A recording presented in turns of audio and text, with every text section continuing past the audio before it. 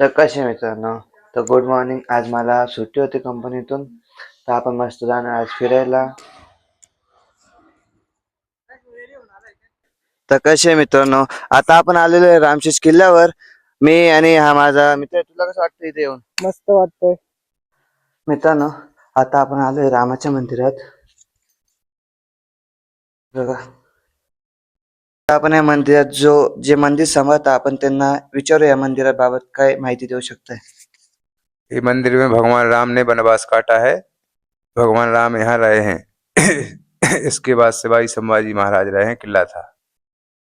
आता यांनी आपल्याला थोडीफार माहिती आता आपल्या सर्वांचे महाराज श्री छत्रपती शिवाजी महाराज इथं बसलेले.